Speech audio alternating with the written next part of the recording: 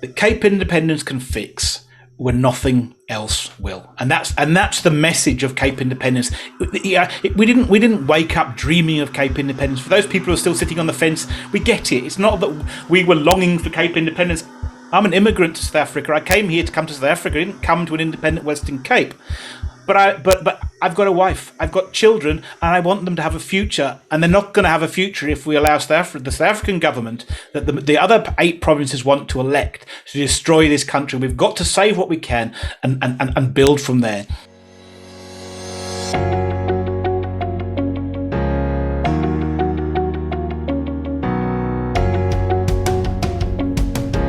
Good morning, Soweto. My name is Donald, and welcome to WorldView. At WorldView, we explore everyone's perspectives on all things that can broaden our worldview.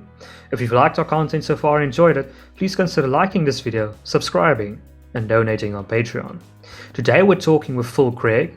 Phil is a family man, a serial entrepreneur, and a co-founder of the Cape Independence Advocacy Group. He is working towards the creation of the Cape of Good Hope, a first world country at Africa's southern tip, bringing freedom, security, and prosperity to all who live there, regardless of their race, religion, and culture. Phil, welcome to the show. Thank you, Donald. Thank you very much. Very nice to be with you today. So Phil, the Cape Independence Advocacy Group, what is it trying to achieve short-term and long-term? Well, I think the long-term goals are fairly easy. We want to create an independent sovereign state in the Western Cape, in the current Western Cape borders, which can be prosperous and a first world country that can create a better life for everybody who lives here and those who want to come here once we've created the country. In terms of short-term goals, then obviously to achieve that, there are a couple of things that we're going to need to do. And I think the first and foremost thing is we need to get sufficient democratic support, that the majority of people want to have Cape independence, so that we would have the democratic support of the people of the Western Cape. And then to go alongside that, we clearly need to have a government that's willing to act upon that mandate. So effectively, they're the two things that we need to do. We need to get the support of the Western Cape people, or a majority of the Western Cape people, and we need a government that's willing to act upon their mandate and to pursue Cape independence on our behalf. And the boundaries? What is the boundaries of this new Cape of Good Hope? So the first and foremost, we're working on the existing boundaries of the Western Cape, and I think obviously in terms of under international law, then we need a defined territory, we need a defined population, and all of those things are very easy to demonstrate in the Western Cape. There's an existing provincial boundary, there are existing elections. It's very easy to determine who should be in, who shouldn't be in, and what the democratic will of those people are. So the starting point is the existing borders of the Western Cape. I think it's fair to say, and I think probably from our point of view, as a sort of very rough guideline, we make the assumption that people who reject the ANC and the EFF in what I like to classify racial socialism, then are likely to rather be on our side of the border than on the side of racial socialism. And broadly speaking, that can be equated to people who vote for the DA as opposed to the ANC or the EFF. And if we look at a map of electoral results, you'll see that the southern portion of the Northern Cape and the westernmost portion of the Eastern Cape are traditional DA areas. And I would suspect that once we got into the serious negotiations of an independent Western Cape, that those territories would be wanting to find a way to throw their lot in with us. And I think then that would come down to the democratic will of the people in those areas. Certainly from our point of view, we're happy for the borders to be defined democratically. And perhaps there are people along the inside of the Western Cape border who would prefer not to be in an independent Western Cape. And I think that the final border can be defined democratically by the wishes of the people. But I mean, to all intents and purposes, our starting point is the existing borders of the Western Cape. Okay, so not Northern Cape included. not Northern Cape included initially. Look, the Northern Cape currently votes for the ANC, so it's going to be very hard to motivate that the Northern Cape wants to have independence from the political party it votes for. So I think that obviously I have a lot of sympathy for people in the Northern Cape who say, "What about us?" But unfortunately, the starting point for the Northern Cape is to vote against the government that they want to escape. It's going to be very difficult for any organisation to make a good case for them escaping if they keep voting for the people they're wanting to escape from. Well, that's interesting. So you have sort of a pragmatic approach. If you follow that logic, wouldn't it make sense then to make the boundaries even smaller?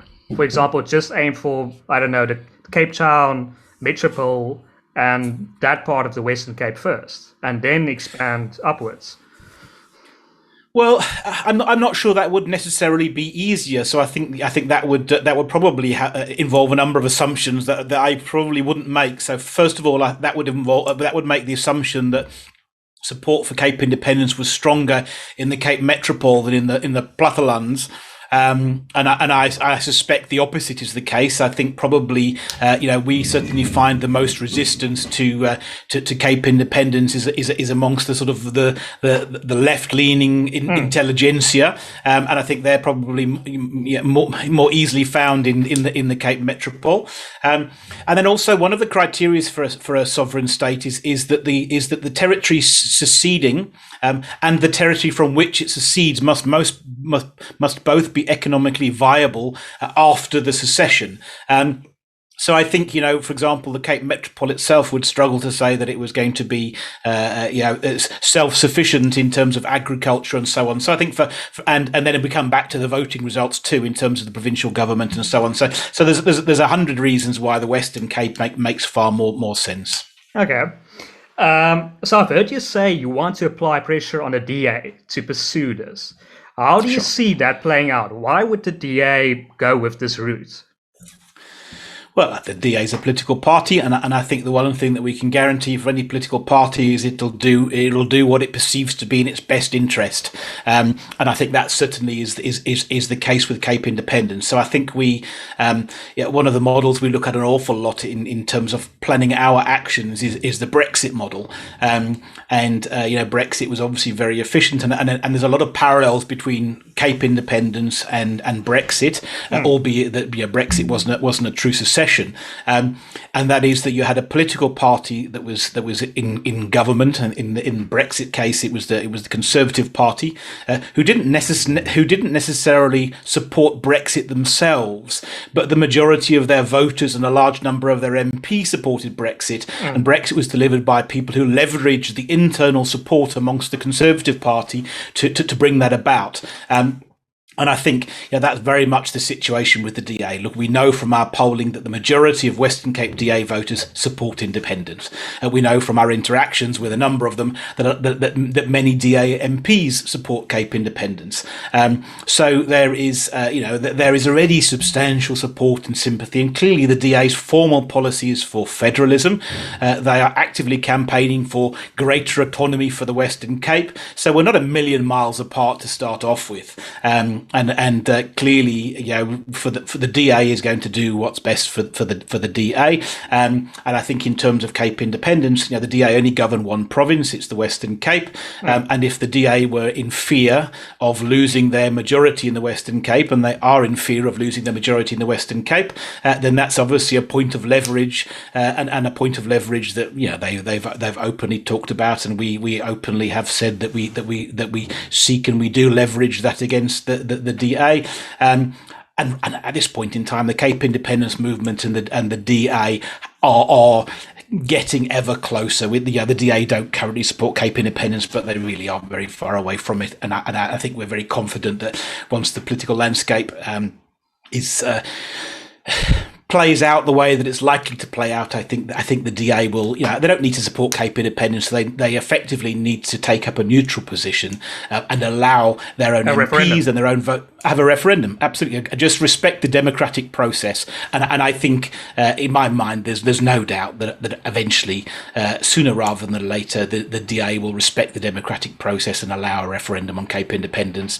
And we've already seen that they've already brought this private members bill to fix the referendum legislation. They're already committed to calling referendums. Yeah, we really aren't very far apart at this point in time. Oh, that's very interesting. I didn't think that the situation is so close that the DA would actually realistically, I don't know, soon actually endorse such a position or become neutral on such a position. I thought with people like Helen Zille and John Steenhuisen, that was still a long time away. Yeah. But it seems like the pressure is on them to go that route. Sure. Well, I mean, I think people have to ask themselves and say, look, this referendum legislation that the DA has, in the last couple of months has announced that they're going to bring a private members bill to fix the referendum legislation to allow provincial premiers to call referenda. So you have to look and say, well, which premiers? Well, the DA have only got one premier, so it can't be any other premier than Alan Winde, or whoever is in that role. So first of all, the DA is calling this so they can call a referendum in the Western Cape. This issue with the legislation has been there for 27 years. So why all of a sudden after 27 years does the DA suddenly want to fix this referendum issue to allow its one premier to call a referendum? I don't say that's for Cape independence, but I think we know they're pushing for greater powers. We know they believe in federalism. We really aren't that far apart, are we? So. People like Helen Zille and John Steenhuisen have said that if we secede, we'll be hit with these massive tax bills for Kuiberg, for I don't know what's the Cape Town port. I mean, within a month we're going to have $17 trillion in debt like the United States. What is your response to that? Well, I think we have to take a step back, and we can look at those individual points in a second. We have to look and say, look, the DA hasn't come to Cape Independence, and they're on at Cape Independence now, but the DA hasn't got to the point where they're fixing the referendum legislation because this was always on their bucket list. They're being forced there by political pressure and by this really sizable movement in the Western Cape and things like the riots last week. Everything throws more fuel onto the fire and emphasizes that we're on our own and we're going to have to govern ourselves, and the sooner we get on with that, the better. But the DA have a problem. 69% of DA voters, I think it is, are outside of the Western Cape, and a lot of their supporters and their MPs outside of the Western Cape are less positively inclined to Cape independence as those inside the Western Cape for obvious reasons, and therefore. The DA has to sort of formulate some position to say what's it going to do, especially that the majority of its voters in the Western Cape, they know, want independence. So it has to find some justification for not allowing a referendum, although I think we're going to end up there, and for opposing Cape independence. So we've seen them take up all manner of positions, and what tends to happen, haven't been, funnily enough, terribly well thought out, and a number of the positions that they adopted to sort of say Cape independence is not such a great idea, they've sort of moved on as soon as you knock one down, it's a bit like whack-a-mole, another one comes up. So we saw initially that John Steenhuisen talked about the tax situation, but then a number of economists came out and said, well, no, actually the Western Cape is economically viable, and in many ways will be better off as an independent country. And there's data from the Treasury, and the Western Cape is a net contributor to the South African fiscus. So actually, we're subsidising the rest of South Africa along with Gauteng. So the tax thing is slightly nonsensical. Then we sort of moved on from there, and Alan Winde he's persisted with his I'm a South African, and quite embarrassingly, I think there was a bit of a time delay with Times Live. So we had this slightly farcical scenario where Times Live issued a video where Alan Winde was saying he didn't believe in referendums, and that people should actually express their views at the poll. And then 7 days later, the DA announced they were fixing the referendum legislation so Alan Winde could call a referendum, which he just announced he didn't believe in. And that kind of is a little snapshot into the DA's position. I sort of. And obviously more recently we've had this one where Helen Zille talks a lot about the wall and the borders and so on. But in terms of tax itself, the Western Cape is a net contributor to South Africa and will unquestionably be financially better off as an independent country. So I think we're far more likely to see taxes fall than taxes rise. when we start talking about individual assets, then it just becomes even more bizarre. I mean, look, here's the situation. South Africa the Western Cape pays in 13.9% of South Africa's GDP. So every asset that South Africa owns, the Western Cape has paid 13.9% of it. The Western Cape houses 11% of South Africa, or 11.1% of South Africa's population, and it receives 10.1% of the provincial allocation to provinces. So we're paying 13.9% in, and we're getting 10.1% back. So, yeah, and then you get this scenario as well. Who's going to pay for Cape Town Airport? Who's going to pay for Simonstown Naval Base? Who's going to pay for Coburg? And we forget that the people of the West Cape have already paid for those assets. We've overpaid for our share of everything. And if you want to say, well, hang on a second, you only paid 13.9% of Cape Town Airport, which will be the truth, then you have to say, well, okay, but we paid for 13.9% of our Tambo Airport, and we paid 13% of King Shaka Airport. So actually, the bottom line is we've overpaid our share, and those assets are our assets, the same as South Africa's assets. And equally, so is the debt. You know, the colossal debt that South Africa's labouring under. I don't think anybody in secession is going to think that the Western Cape is going to walk away without its share of the debt. So actually, it's a nonsensical argument of, we've got assets. And you look at things like Simonstown, and you look at the Parliament building, all of which actually the Cape Colony took into the partnership in the first place. Simonstown Naval Base predates South Africa, as does the Parliament building. So they're slightly nonsensical, is the honest answer.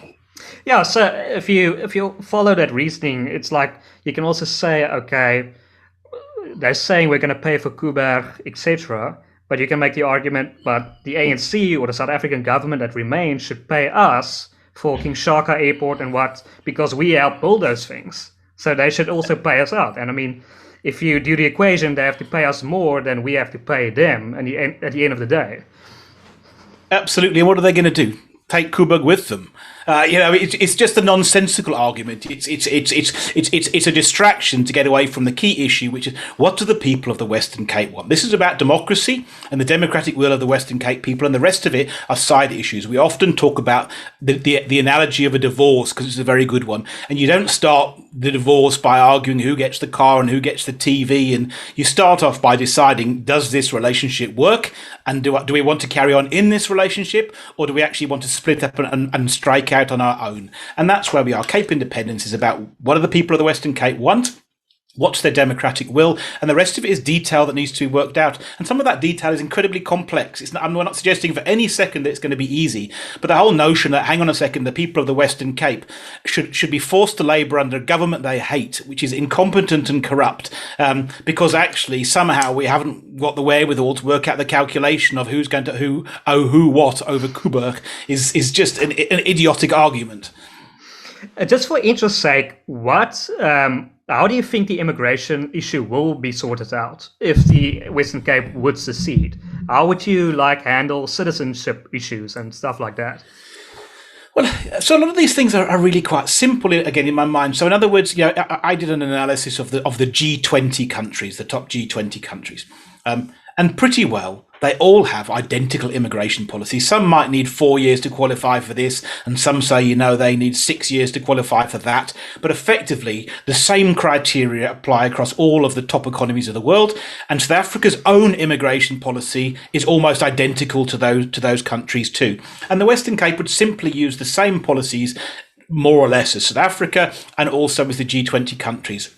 So at the point, though, of independence, if you're living legally in the Western Cape and you're a citizen of South Africa, you're qualified to be a citizen of the Western Cape, and that'll absolutely be your choice, and that won't be based on race or language or culture or religion or anything like that. If you're here, you're here. And that will be the basis for which we start. We're certainly not looking to do anything that would be remotely controversial.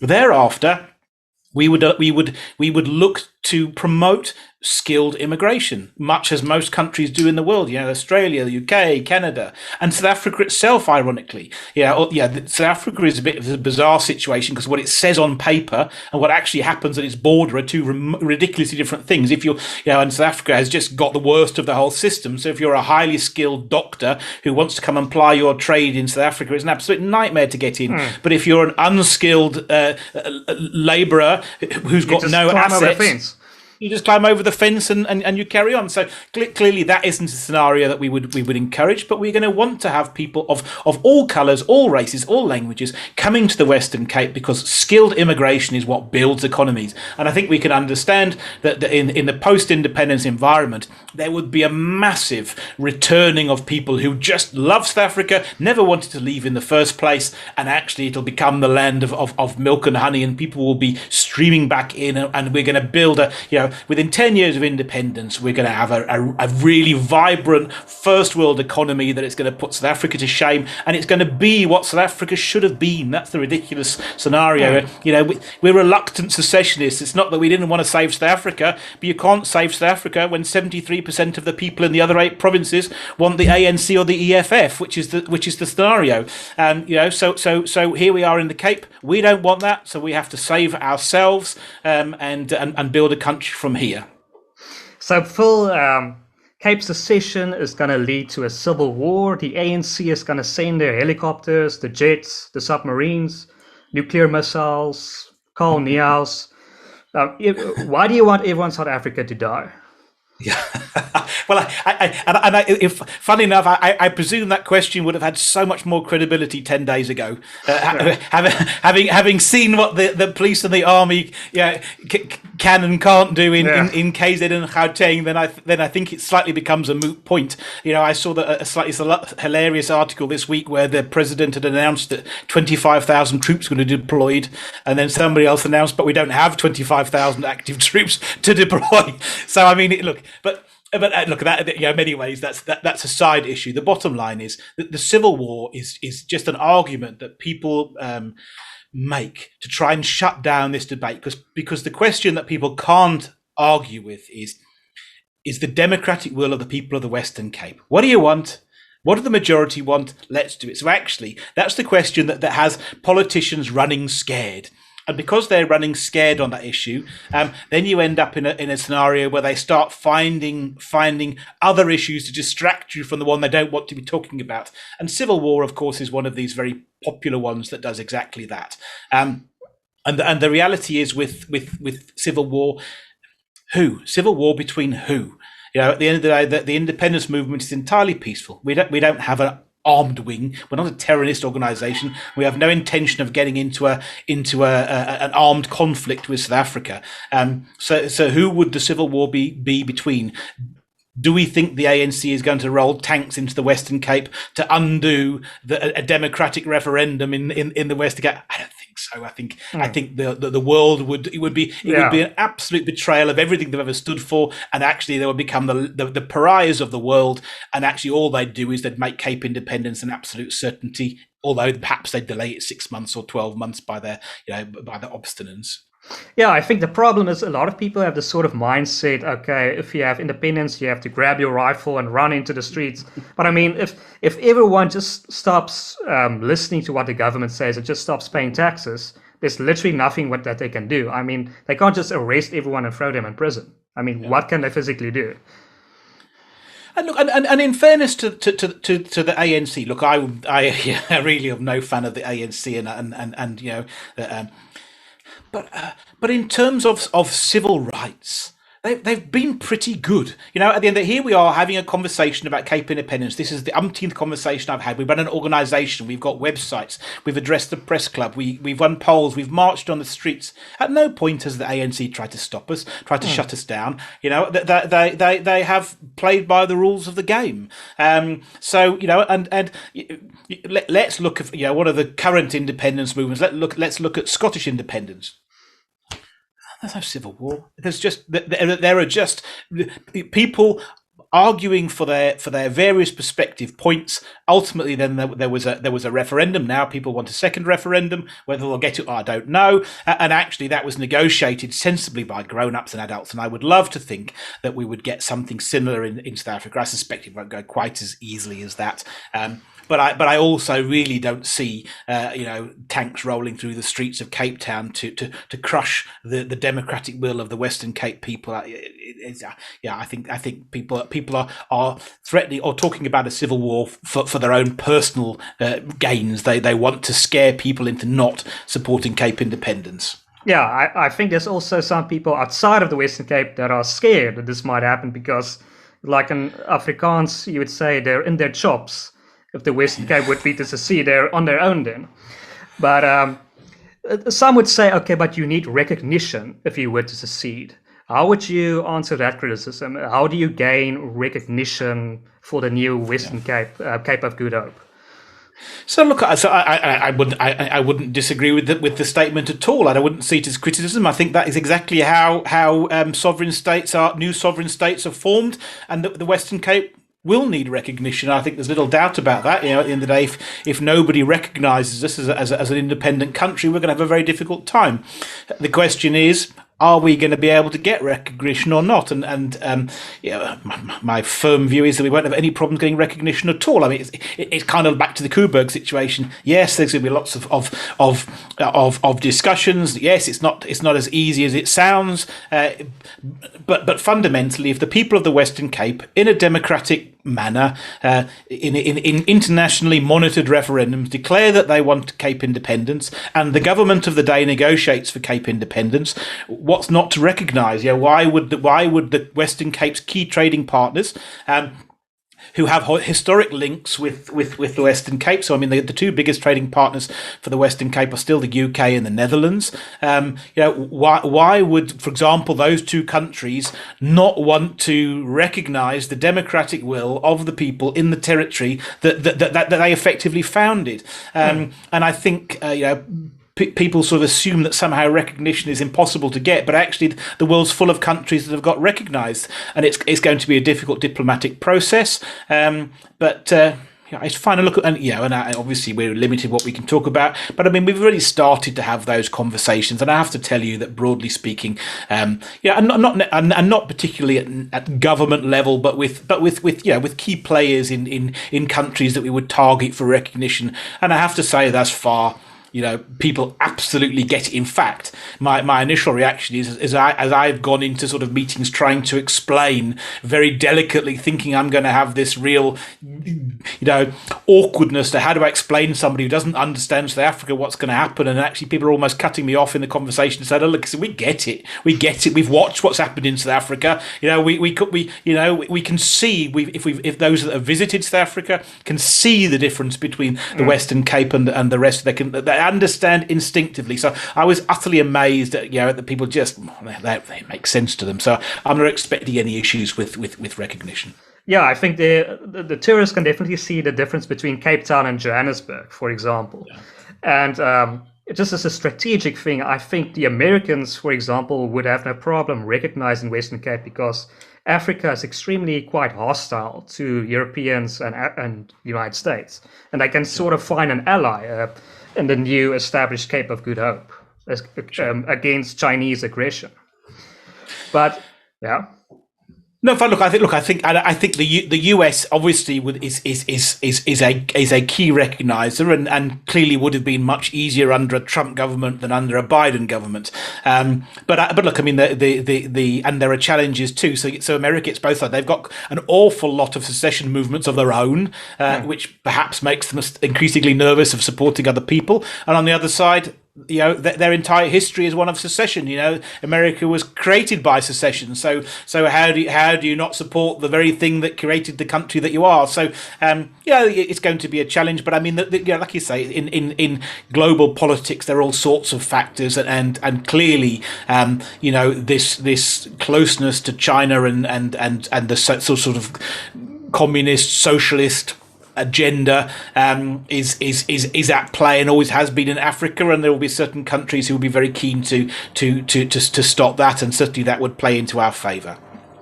So, Phil, but there's an answer to this problem, and a DA has it. It's just federalism. We shouldn't secede. We should just have federalism. How do you respond to that? The answer that they have to our problems. Yeah, interesting one. So federalism. The name is one thing. Let's just step back from there. So what do we need to be able to create a first world country, territory, region thing from there? And what's causing South Africa not to succeed now? And I think, fundamentally, I think we've got two real critical issues that have to be resolved.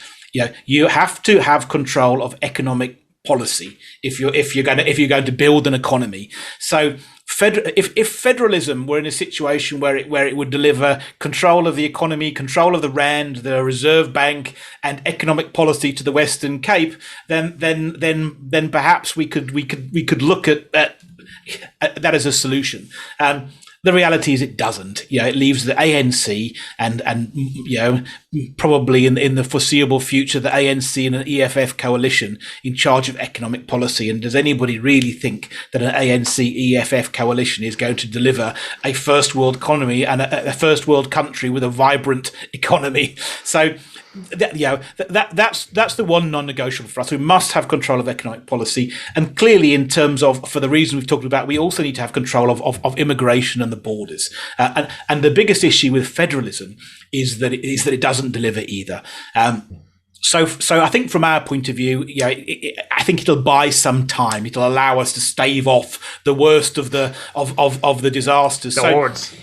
The hordes. So, in terms of, I hope we get this done far quicker than that. But I mean, in a lot of cases, federalism is kind of a stop or devolution, as it's often called in other countries.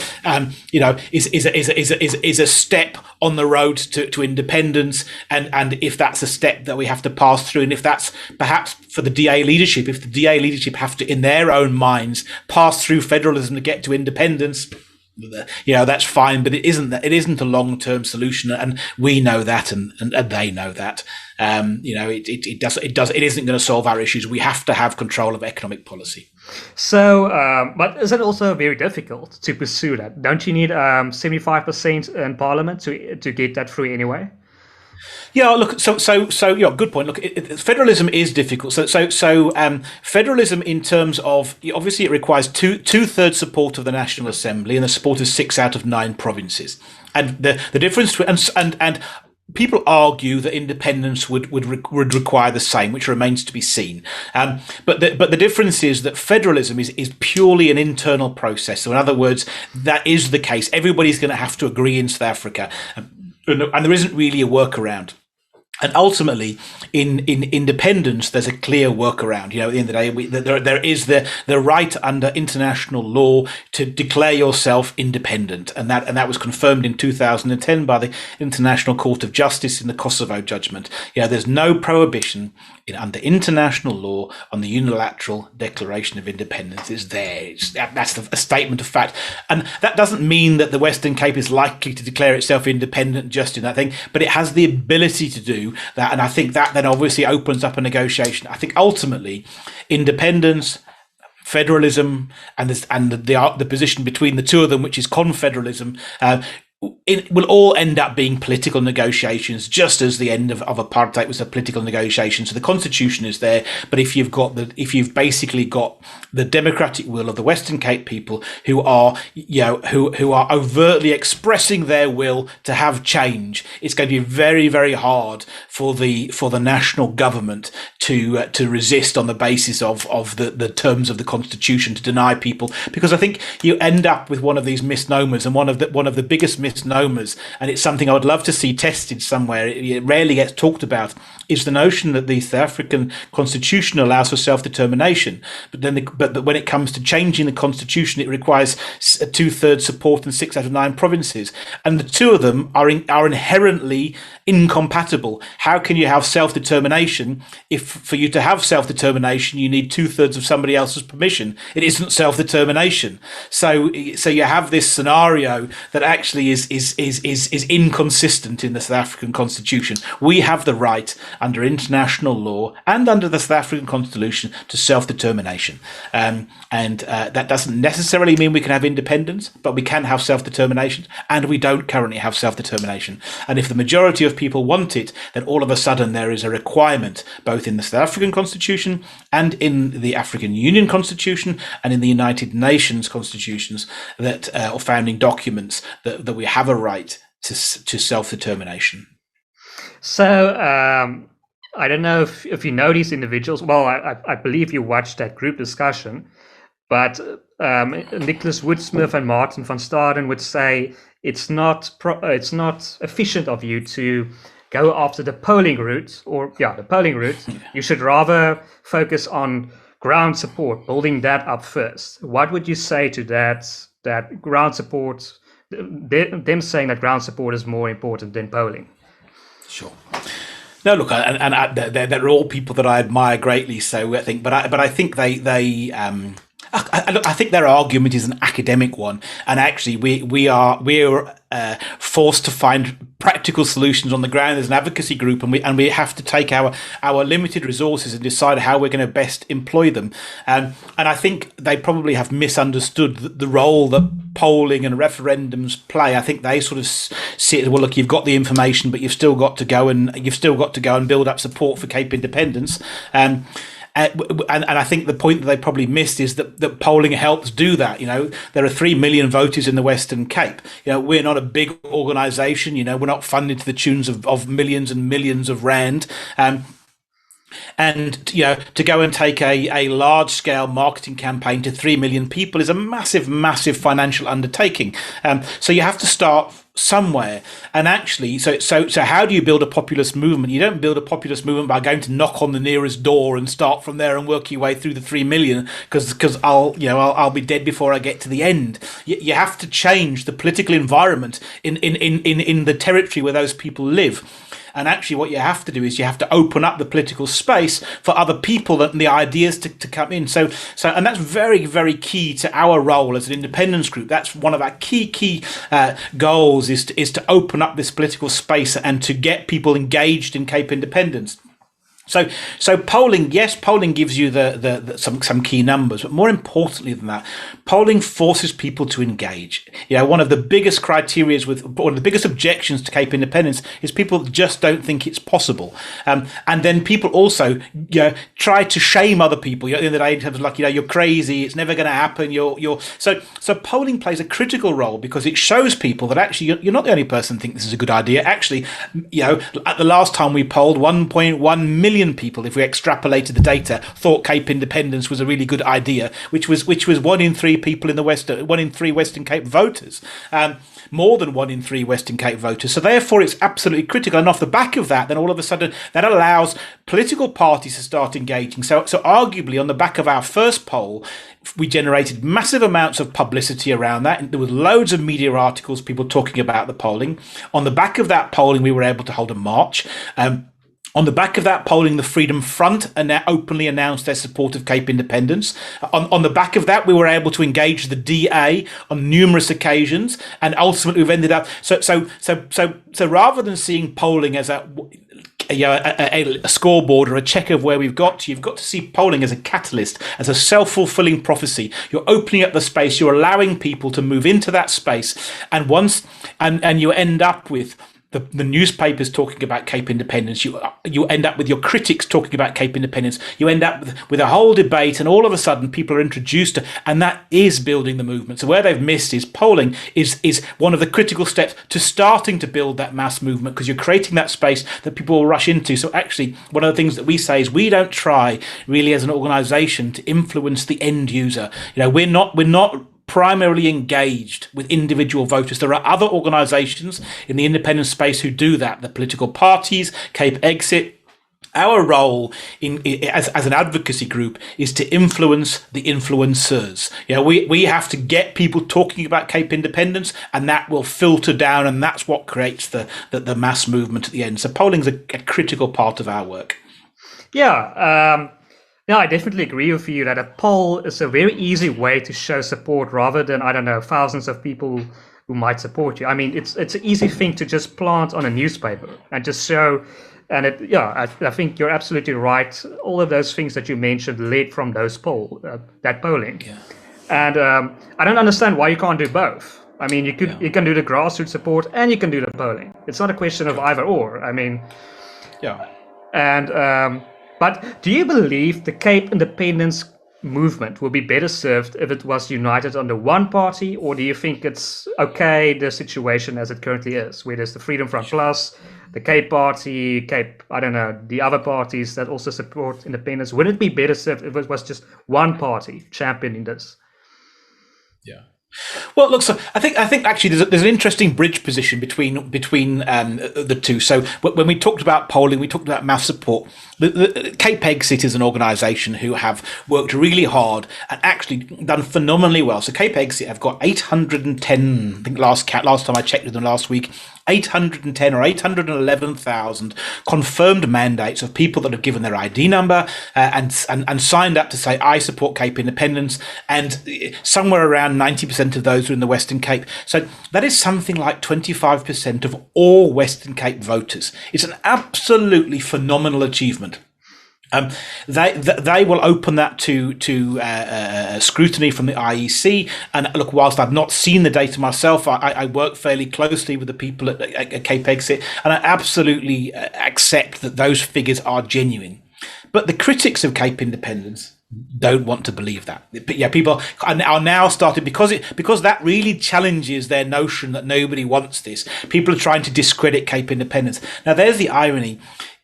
When we come back to our polling argument, polling is expensive, but I mean, actually we've got to raise a bit of money, and then we go to a professional polling organisation. We pay our money, and 10 days later we have the data. Cape Exit grafted for 18 months to get to that same number, and we'll have the same number in a week. Now that is. What they've done is absolutely fantastic, and I take my hat off to them, and it's critical information for us, because one without the other doesn't really work. But that's the value, 18 months work for an organisation and nobody believes you at the end of it, or you go once and you pay your money to a polling organisation who's got an independent reputation, and actually nobody can really argue with makes it. Sense. And that's the value of polling. It's but that comes back down to, so in terms of all of the groups, I often use the analogy, you can't, if you build a house, you need different trades. You can't, if you only have bricklayers but no electricians, you're not going to have a very good house. You need a bricklayer, and you need an electrician, you need a plumber, and a carpenter, and those people work together with their individual skills, and you end up with the house that you wanted. And that is Cape Independence. And each one of us has our individual roles, and we simply can't merge. We're just doing different things. People don't understand how closely we work together. We all know each other on very good terms. We meet regularly. In fact, we have a formal meeting once a month where the main independence groups come together. We absolutely cooperate. You saw the march when we marched in Stellenbosch. Cape Party was there, Freedom Front was there, Cape Exit were there, the CIAG was there. We all went together and we marched. When we all jointly released a press statement when the DA announced their referendum legislation. We do work together. But we're doing different things. The Cape Party and the Freedom Front are political parties. They're campaigning directly for power. And obviously we support them and we wish them well, but we're not politically aligned. We can't support one political party, because how can we be in bed with the Cape Party and then go and try and negotiate with the DA or with Good or with the Patriotic Alliance? We have to actually, so we support all political parties who support Cape Independence. So therefore we have different roles. So we can have a conversation with other political leaders in a way that perhaps they can't. Likewise, we've just talked about us and we do a lot of work in the media and we write a lot of articles. Now that's not Cape Exit's bag, but actually what they've done phenomenally well is build up this massive database, which will be uncontrovertible, of 25. It's such an achievement that actually I never believed it possible myself, if I was honest. But they've done it. And when we then go and do political lobbying, which is a big part of our work, of course we mention that. The DA have got 1.1 million million voters. Cape Exit have got 800,000 mandates, and most of them are the same people. So, you know, the different parts of the independence movement work really well together, and people ask about this all the time. But actually, they should just relax and understand we all work together constantly. And when we get a referendum, there'll be one referendum, and all of us will be pushing for the same thing. And then you'll see. But if you look, you'll see we're together now.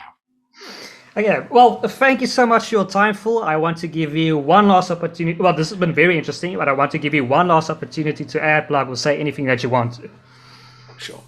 No, thank you. Look, and look, there's not much more to say. I think Cape Independence is fairly self-explanatory. You know, I think one of I gave a speech at the press club a month or so back, and the topic was, what's driving support for Cape Independence? And actually, we summed it up by to say we've got a problem that Cape Independence can fix when nothing else will, and that's the message of Cape Independence.